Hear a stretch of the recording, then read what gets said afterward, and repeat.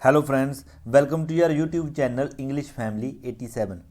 सो देखो इस वीडियो ਦੇ ਵਿੱਚ ਆਪਾਂ BA ਸਮੈਸਟਰ 5th ਉਸ ਦੀ ਇੰਗਲਿਸ਼ ਲਿਟਰੇਚਰ ਹੈ ਜਿਹੜੀ ਆਪਾਂ ਉਹ ਕਰਾਂਗੇ। ਆਪਣੇ ਸਿਲੇਬਸ ਦੇ ਵਿੱਚ ਆਪਾਂ ਨੂੰ ਕੁਝ ਇੰਪੋਰਟੈਂਟ ਟਰਮਸ ਨੇ ਜਿਹੜੀਆਂ ਉਹ ਦਿੱਤੀਆਂ ਹੋਈਆਂ ਨੇ।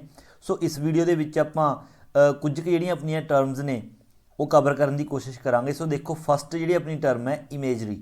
ਸਭ ਤੋਂ ਪਹਿਲਾਂ ਦੱਸ ਦਿੱਤਾ ਜਾਵੇ ਕਿ ਇਮੇਜਰੀ ਜਿਹੜੀ ਉਹ ਕੀ ਹੁੰਦੀ ਹੈ। ਮਾਨਸਿਕ ਜਾਂ ਫਿਰ ਕਾਲਪਨਿਕ ਚਿੱਤਰ। कहने का मतलब कि जदों कोई भी पोइट है जोड़ा वो मान लो पोएम लिखता है, पोएम दे विचों जो कुछ भी लिखना चाहता है ज्यों ज्यों ही जोड़े रीडर ने वो पोएम पढ़ते हैं उन्हों के दिमाग के विच जी वो तस्वीर है जी बनती जाती है। मतलब कि जो कुछ भी पोइट कहना चाहता है अपनी पोइटरी दे विच ਉਹ मतलब रीडर्स के दिमाग के विच उस तरह जी इमेज है वो क्रिएट होंदी जाती है। सो उसनूं बोलते हैं इमेजरी। सो अगे देखो आप इसनूं विचों पढ़ते हैं। A poetic image is a mental picture. देखो जी पोइटिक इमेज है कि एक मैंटल पिक्चर है, मतलब जी दिमाग के विच अपने तस्वीर बनती है। और आइडिया ऑफ एन ऑब्जेक्ट, मतलब किसी किसी कोई ऑब्जेक्ट का आइडिया हो सकता है। ऑफ सेंशुअस अपील, मतलब कि अपनी जी इंद्रियां ने उसनों अपील करने वाला हो सकता है क्योंकि अपने दिमाग के विच है जी उसकी इमेज है जी पहुँचती है। It is a picture made out of words. ये मतलब इहो जी एक पिक्चर है जो कि वर्ड्स तो बनी है, शब्दों तो। मतलब ज्यों ही आप पोइट्री है जी पढ़ते हैं अपने दिमाग के जी इमेज है वो बनती जाती है। In its widest term it gives a concrete shape to the mental ideas of the poet. मतलब आप जोड़ा पोइट है उस जोड़े मैंटल आइडियाज़ होंगे ने उसनों एक कंक्रीट जी शेप है वो दिंदा है इमेजरी। मतलब अपने दिमाग के विच उस तरह जिस तरह पोइट कहना चाहता है उसके मैंटल आइडियाज़ होंगे ने उन्होंने की एक कंक्रीट शेप दिंदी है इमेजरी। मतलब रीडर्स के दिमाग के विच उस तरह ये जी चीज़ है वो छप जाती है भी जो भी जोड़ा पोइट है वो कहना चाहता है। एन एपीथेट, जोड़ा एपीथेट है अ मैटाफर। जोड़ा मैटाफर है आप ये भी अपन टर्म्स ने एपीथेट, एपीथेट भी होंगे जिस तरह की एन एडजैक्टिव भी कह देंगे इसनों।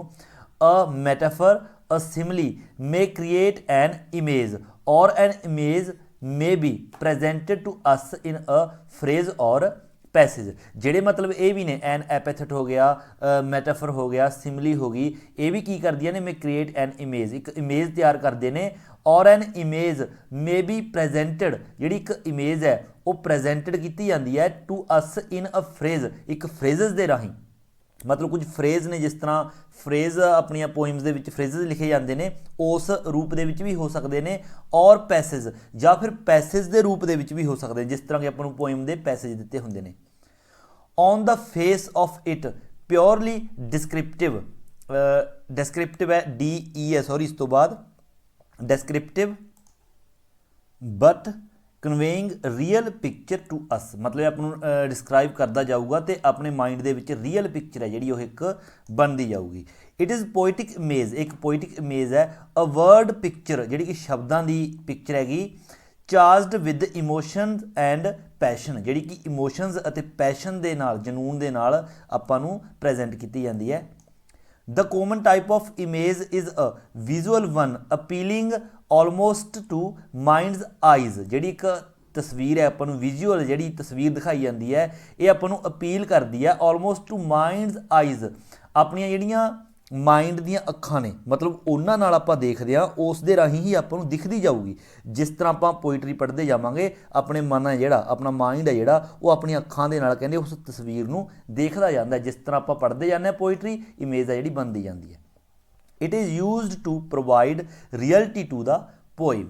मतलब एक कादे लई यूज़ की जाती है पोइम है जी उसकी रियलिटी है जी उसनूं रियल साबित करने लई, मतलब उस रियल दिखाने लई ये यूज़ की जाती है।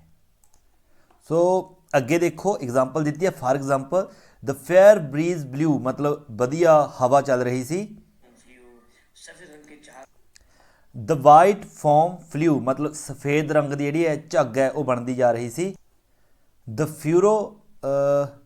फ्यूरो फॉलोड फ्रीज, मतलब ਜਿਹੜੇ ਫਿਊਰੋਜ਼ ਨੇ ਉਹ ਬਣਦੇ ਜਾ ਰਹੇ ਸੀ। ਫਿਊਰੋਜ਼ ਕਹਿੰਦੇ ਨੇ ਜਿਸ ਤਰ੍ਹਾਂ ਕਿ ਆਪਾਂ ਜਹਾਜ਼ ਹੈ, ਜਿਹੜਾ ਜਹਾਜ਼ ਦੇਖਦੇ ਹਾਂ ਨਾ, ਉਸ ਜਿਹੜੇ ਪੰਖੇ ਲੱਗੇ ਹੁੰਦੇ ਨੇ, ਜਦੋਂ ਜਹਾਜ਼ ਚੱਲਦਾ ਉਸ ਦੇ ਆਲੇ ਦੁਆਲੇ ਮਤਲਬ ਜਿਹੜੇ ਦੋ ਪੰਖੇ ਲੱਗੇ ਹੁੰਦੇ ਨੇ ਸਾਈਡਾਂ 'ਤੇ, ਉਹ ਜਿਹੜੇ ਮਤਲਬ ਕਿਆਰੀਆਂ ਜਿਹੀਆਂ ਵਾਂਗੂ ਬਣਾਉਂਦੇ ਜਾਂਦੇ ਨੇ, ਜਾਂ ਆਪਾਂ ਕਹਿ ਲਓ ਮੇਬੀ ਜਦੋਂ ਜਹਾਜ਼ ਆਪਣੇ ਉੱਪਰ ਦੀ ਲੰਘਦਾ ਜਿਹੜੀ ਉਹ ਪਿੱਛੇ ਲਾਈਨ ਛੱਡਦਾ ਜਾਂਦਾ, ਉਸ ਨੂੰ ਬੋਲਦੇ ਨੇ ਫਿਊਰੋ।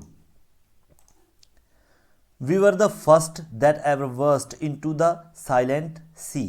ਸ਼ਾਇਦ ਅਸੀਂ ਪਹਿਲੇ ਹੀ ਸੀਗੇ ਜਿਨ੍ਹਾਂ ਨੇ ਉਸ ਸ਼ਾਂਤ ਸਮੁੰਦਰ ਦੇ ਵਿੱਚ ਇੱਕ ਅਲੱਗ ਸੀ ਜਿਹੜੀ ਆਵਾਜ਼ ਸੀ ਉਹ ਪੈਦਾ ਕੀਤੀ ਸੀ।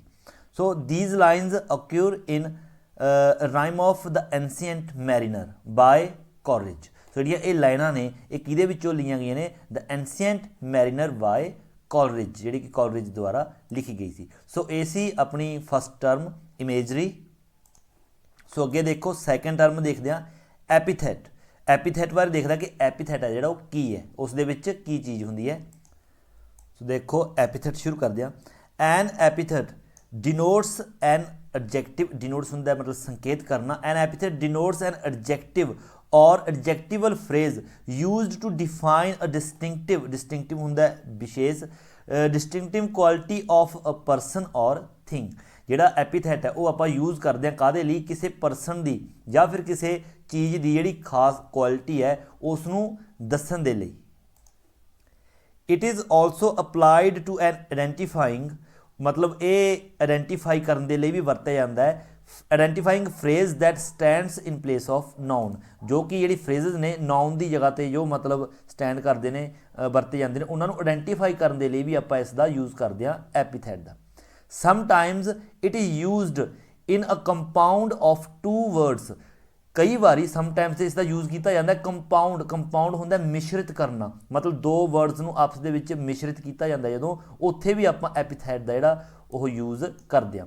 ਫਾਰ ਐਗਜ਼ਾਮਪਲ ਅੱਗੇ ਐਗਜ਼ਾਮਪਲਸ ਦਿੱਤੀਆਂ ਨੇ ਆਪਾਂ ਨੂੰ, ਫਲੀਟ ਫੁੱਟਡ ਐਚਿਲਸ। दूसरी एग्जाम्पल है bolt hurling Zeus and the wine dark sea. ये अपन मतलब तीन एग्जाम्पल इन्हें दी गई ने एपीथैट दियाँ। The epithet doesn't introduce anything new. ਜਿਹੜਾ ਐਪੀਥੈਟ ਹੈ ਉਹ ਕੁਝ ਵੀ ਨਵਾਂ ਇੰਟਰੋਡਿਊਸ ਨਹੀਂ ਕਰਦਾ, ਕੋਈ ਵੀ ਨਵੀਂ ਚੀਜ਼ ਨਹੀਂ ਦੱਸਦਾ।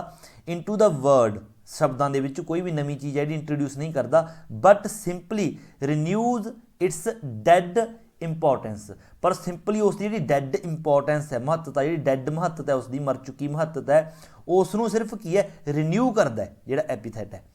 ਦ poet applies it in order to achieve poetic flights of concrete imaginations. ਜਿਹੜਾ ਪੋਇਟ ਹੈ ਸਿਰਫ ਇਸ ਨੂੰ ਯੂਜ਼ ਕਰਦਾ ਹੈ ਇੱਕ ਪੋਇਮ ਹੈ ਜਿਹੜੀ ਉਸ ਦੀ ਮਹੱਤਤਾ ਨੂੰ ਵਧਾਉਣ ਦੇ ਲਈ, ਮਤਲਬ ਪੋਇਮ ਨੂੰ ਥੋੜ੍ਹਾ ਉਸ ਦੀ ਜਿਹੜਾ ਮੀਨਿੰਗ ਹੈ ਉਸ ਨੂੰ ਉੱਚਾ ਚੱਕਣ ਦੇ ਲਈ ਆਪਾਂ ਕਹਿ ਸਕਦੇ ਹਾਂ। ਸੋ ਅੱਗੇ ਨੈਕਸਟ ਦੇਖੋ ਆਪਣੀ ਥਰਡ ਜਿਹੜੀ ਆਪਣੀ ਟਰਮ ਹੈ ਲਿਰਿਕਸ। ਸੋ ਲਿਰਿਕਸ ਹੈ ਜਿਹੜਾ ਉਹ ਕੀ ਹੁੰਦਾ ਹੈ? ਲਿਰਿਕਸ ਆਪਾਂ ਅਕਸਰ ਹੀ ਸੁਣਦੇ ਹਾਂ, ਮਤਲਬ ਸਿੰਗਿੰਗ ਜਾਂ ਫਿਰ ਮਿਊਜ਼ਿਕ ਦੇ ਨਾਲ ਰਿਲੇਟਡ ਹੈ। ਸੋ ਅੱਗੇ ਆਪਾਂ ਦੇਖੋ ਇਸ ਦੇ ਵਿੱਚ ਪੜ੍ਹਦੇ ਹਾਂ ਕੀ ਦੱਸਦੇ ਨੇ। Lyrics has a quality of reflective poetry, ਮਤਲਬ ਜਿਹੜੀ ਇਹੋ ਜਿਹੀ ਇੱਕ ਪੋਇਟਰੀ, ਇੱਕ ਜਿਹੜੇ ਲਿਰਿਕਸ ਹੈ ਉਹ ਇੱਕ ਪੋਇਟਰੀ ਨੂੰ ਦਰਸਾਉਂਦਾ ਹੈਗਾ, ਜਿਹੜੀ ਆਪਣੀ ਕਵਿਤਾ ਹੁੰਦੀ ਹੈ। Which expresses the elements of singing and playing music, ਜਿਹੜੇ ਕਿ ਮਤਲਬ ਸਿੰਗਿੰਗ ਅਤੇ ਮਿਊਜ਼ਿਕ ਦੇ ਜਿਹੜੇ ਐਲੀਮੈਂਟਸ ਨੇ ਉਹਨਾਂ ਨੂੰ ਐਕਸਪ੍ਰੈਸ ਕਰਦੇ ਨੇ। In the drama lyrics is used to heighten certain emotions of fear. ਜਿਹੜਾ ਲਿਰਿਕਸ ਹੈ, ਇੱਕ ਲਿਰਿਕਸ ਹੈ ਡਰਾਮਾ, ਇੱਕ ਡਰਾਮੇ ਦੇ ਵਿੱਚ ਇਨ ਦਾ ਡਰਾਮਾ ਜਿਹੜਾ lyrics is used to heighten, ਜਿਹੜਾ ਲਿਰਿਕਸ ਹੈ ਉਹ ਕਿਸ ਚੀਜ਼ ਨੂੰ ਪਹਿਚਾਨਣ ਦੇ ਵਿੱਚ ਆਪਣੀ ਮਦਦ ਕਰਦਾ ਹੈ? Certain emotions. ਸਰਟੇਨ ਇਮੋਸ਼ਨਸ ਮਤਲਬ ਇੱਕਦਮ ਜਿਹੜੇ ਆਪਣੇ ਇਮੋਸ਼ਨਸ ਹੁੰਦੇ ਨੇ ਕਿਹੜੇ ਕਿਹੜੇ? ਫੀਅਰ ਡਰ ਵਾਲਾ, ਲਵ ਪਿਆਰ ਵਾਲਾ, ਡਿਸਪੇਅਰ ਨਿਰਾਸ਼ਾ ਵਾਲਾ, ਹੋਪਲੈਸਨੈਸ ਨਿਰਾਸ਼ਾ, ਇਹਦਾ ਮਤਲਬ ਵੀ ਹੁੰਦਾ ਹੋਪਲੈਸਨੈਸ ਮਤਲਬ ਕਿਸੇ ਚੀਜ਼ ਦੀ ਆਸ਼ਾ ਨਾ ਹੋਣਾ, etcetera. The lyrical qualities bring us close to the core of the heart of the poet। ਜਿਹੜੀ ਲਿਰਿਕਲ ਕੁਆਲਿਟੀਜ਼ ਨੇ ਉਹ ਆਪਾਂ ਨੂੰ ਇੱਕ ਪੋਇਟ ਦੇ, ਜਦੋਂ ਆਪਾਂ ਪੋਇਮ ਹੈ ਕੋਈ ਵੀ ਸੁਣਦੇ ਹਾਂ ਲਿਰਿਕ ਦੇ ਵਿੱਚ, ਤਾਂ ਆਪਾਂ ਨੂੰ ਉਸ ਦੇ ਜਿਹੜੇ ਫੀਲਿੰਗਸ ਨੇ, ਪੋਇਟ ਦੀਆਂ ਫੀਲਿੰਗਸ ਨੇ, ਪੂਰੇ ਦਿਲ ਦੀ ਡੂੰਘਾਈ ਦੇ ਵਿੱਚ ਆਪਾਂ ਨੂੰ ਲੈ ਜਾਂਦਾ ਹੈ। His poetry becomes subjective and we learn his sentiments, ਮਤਲਬ ਉਸ ਦੀਆਂ ਜਿਹੜੀਆਂ ਭਾਵਨਾਵਾਂ ਨੇ ਇੱਕ ਪੋਇਟ ਦੀਆਂ, ਆਪਾਂ ਇੱਕ ਪੋਇਟਰੀ ਦੇ ਦੁਆਰਾ ਉਸ ਪੋਇਟ ਦੀਆਂ ਜਿਹੜੀਆਂ ਭਾਵਨਾਵਾਂ ਨੇ ਉਹਨਾਂ ਨੂੰ ਚੰਗੀ ਤਰ੍ਹਾਂ ਮਹਿਸੂਸ ਕਰ ਸਕਦੇ ਹਾਂ। There is always an element of music because it recharges our feelings with great thoughts and experiences. So हमेशा ही की हुंदा है कि मतलब एक ऑलवेज म्यूजिक एलीमेंट्स होंगे ने, क्योंकि ये ਜਿਹੜੇ म्यूजिक एलीमेंट ने ये रीचार्ज करते हैं किन्हां नूं, और फीलिंग्स अपनी ਜਿਹੜੇ फीलिंग्स ने उन्होंने रीचार्ज करते हैं विद ग्रेट थाउट्स वधिया विचारां दे नाल एंड एक्सपीरियंस अते वधिया एक्सपीरियंस दे नाल। Basically lyrics is the result of, basically जिहड़ा लिरिक्स है वो मतलब रिजल्ट है किस चीज़ का रिजल्ट दिंदा, जॉय खुशी का, सोरो मतलब कई बार सैड आपां पोइट्री या फिर सैड सॉन्ग सुनते हैं इस तरह ला लो जो भी है, sorrow, love, hatred, fear and honour. According to doctor doctor Ramakrishna के अनुसार in lyrics the individual singer becomes important, जिहड़ा इंडिविजुअल व्यक्तिवाद जिहड़ा सिंगर है बिकम्स इंपॉर्टेंट, बहुत इंपॉर्टेंट हुंदा फॉर हिज आर्ट, अपने आर्ट दे लई, एंड ही रिफ्लैक्ट्स फीलिंग्स अते वो की है जिहड़ा दर्शाउंदा हैगा, रिफ्लैक्ट्स हुंदा दर्शाउणा, की दर्शाउंदा है फीलिंग्स, जिहड़ी अपनियां फीलिंग्स ने मनोभाव ने जिहड़े अपने वो दर्शाउंदा हैगा आपां नूं एक लिरिक दे अपने कह लो आपां पोएम दे थ्रू लिरिक्स दे अनुसार। सो नैक्सट देखो, नैक्सट अपनी फोर्थ जी टर्म है सोनेट। सो सोनेट है जिहड़ा, सोनेट की हुंदी है वो आपां देखो पढ़दे हां। A sonnet is a short poem consisting of 14 lines. जिहड़ी सोनेट है एक शॉर्ट पोएम हुंदी है कंसिस्टिंग ऑफ 14 लाइन्स, जिहड़ी कि 14 लाइनां दी हुंदी है। 14 लाइनां दे विच मतलब जिहड़ी सोनेट है वो लिखी जाती है। It produces organic beauty and universal thought and also it is composed in regular rhyme scheme. मतलब एक ही है, इट प्रोड्यूस ऑर्गैनिक ब्यूटी, एक आपां नूं मतलब वधिया एक जिहड़ी जैविक ब्यूटी है जिहड़ी आपां नूं इह दिंदी है। जैविक तो मतलब कि चेतना, एक चेतना की ब्यूटी भी आप कह सकते हैं। And universal thoughts, universal thoughts होंदियां ने इस विच। And also it is composed in regular rhyme scheme, अते एक रैगूलर राइम स्कीम दे विच लिखी जाती है। रैगूलर राइम स्कीम दे विच किद्दां, जिद्दां कि 14 लाइनां दी सोनेट हुंदी है ना, ते हर एक लाइन दे विच लगभग तुसीं ला लो कि 10 वर्ड्स ने जिहड़े हुंदे ने। इस तरह रैगूलर इसकी राइम स्कीम है जिहड़ी ओह चलदी है। The first part may be divided into octet, मतलब जिहड़ा फस्ट पार्ट है 8 लाइनां दे विच डिवाइड कीता हुंदा है जिसनूं ऑक्टेट बोलदे ने। And the second into sestet, जिसनूं कि 6 लाइनां दे विच डिवाइड कीता हुंदा है। पेट्रार्च अ रोमन पोइट, पेट्रार्च एक पोइट का नाम है। A Roman poet began to write sonnet and then it was followed by the Elizabeth poets। पहला मतलब पेट्रार्च ने शुरू की सी, उस तो बाद एलिजाबैथन ਜਿਹੜੇ पोइट्स ने उन्होंने ने भी मतलब फॉलो करनी शुरू करती सी। अ शेक्सपीरियन सोनेट यूजुअली रिफ्लैक्ट्स लव, ਜਿਹੜੀ शेक्सपीयर ਦੀਆਂ ਜਿਹੜੀਆਂ सोनेट्स ने ਉਹ ਮੋਸਟਲੀ ज़्यादातर ਉਹ ਕੀ ਨੇ ਰਿਫਲੈਕਟ ਕੀ ਦਸਾਉਂਦੀਆਂ ਨੇ ਆਪਾਂ ਨੂੰ, ਰਿਫਲੈਕਟ ਕਰਦੀਆਂ ਨੇ ਲਵ, ਪਿਆਰ ਦੇ ਬਾਰੇ ਹੁੰਦੀਆਂ ਨੇ। Love spirit addressed to a dark lady, ਇੱਕ ਡਾਰਕ ਲੇਡੀ ਜਿਹੜੀ ਉਸਦੀ ਸੋਨਟ ਲਿਖੀ ਹੋਈ ਹੈ ਆਪਣੀ ਸ਼ੇਕਸਪੀਅਰ ਦੀ, dark lady. And the earl of Southampton, earl of Southampton, ਇਹ ਵੀ मतलब ਇੱਕ ਉਸਦੀ ਜਿਹੜੀ ਆਪਣੀ ਸੋਨਟ ਹੈ ਉਸਦਾ ਹੀ ਨਾਮ ਹੈ। The rhyme scheme of his sonnet are ABB, मतलब उस जी राइम स्कीम है अपनी शेक्सपीयर की राइम स्कीम है जी, राइम स्कीम के लिखता है वो मतलब एग्जाम्पल दी है किस तरह AB CD CD EF EF GG। इस राइम स्कीम के जो शेक्सपीयर है वो हमेशा लिखता है। जॉन मिल्टन ऑल्सो कॉन्ट्रीब्यूटड CONTRI इत्थे कॉन्ट्रीब्यूटड, जिहड़ा मतलब जॉन मिल्टन है उसने भी योगदान दिता है राइटिंग सोनेट्स, सोनेट्स लिखण दे विच जॉन मिल्टन ने मतलब सोनेट्स ने जिहड़ियां लिखियां ने। His sonnet on his blindness is a religious describing his duty to God, जिहड़ी ऑन हिज ब्लाइंडनेस उसदी सोनेट है ना, वो किहदे नाल, वो मतलब रिलीजियस जिहड़ी सोनेट हैगी जिस दे विच आपां नूं गॉड दे प्रति, परमात्मा दे प्रति जिहड़ी अपनी ड्यूटीज़ ने ਉਹ ਉਸ ਦੇ ਵਿੱਚ ਆਪਾਂ ਨੂੰ ਦੱਸੀਆਂ ਗਈਆਂ ਨੇ। ਸੋ ਇਹ ਸੀਗੀ 4 ਆਪਣੀਆਂ ਜਿਹੜੀਆਂ ਟਰਮਸ ਨੇ ਆਪਾਂ ਇਸ ਵੀਡੀਓ ਦੇ ਵਿੱਚ ਕਵਰ ਕੀਤੀਆਂ ਨੇ। ਵੀਡੀਓ ਜ਼ਿਆਦਾ ਲੰਬੀ ਹੋ ਜੂਗੀ, ਬਾਕੀ ਅਗਲੀ ਵੀਡੀਓ ਦੇ ਵਿੱਚ ਆਪਾਂ ਕਰਾਂਗੇ।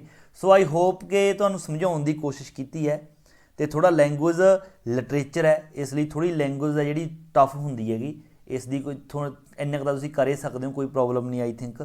ਸੋ ਜੇਕਰ ਅੱਛੀਆਂ ਲੱਗੀਆਂ ਨੇ, ਸਮਝ ਆ ਜਾਏਗੀ, ਈਜ਼ੀਲੀ ਸਮਝ ਆਊਗੀ, ਐਸੀ ਗੱਲ ਨਹੀਂ ਹੈਗੀ। ਸੋ ਵੀਡੀਓ ਨੂੰ ਲਾਈਕ ਤੇ ਸ਼ੇਅਰ ਜ਼ਰੂਰ ਕਰੋ, ਔਰ ਜੇਕਰ ਤੁਸੀਂ ਚੈਨਲ ਉੱਪਰ ਨਵੇਂ ਹੋ ਤਾਂ ਚੈਨਲ ਨੂੰ ਸਬਸਕ੍ਰਾਈਬ ਕਰਨਾ ਬਿਲਕੁਲ ਨਾ ਭੁੱਲੋ।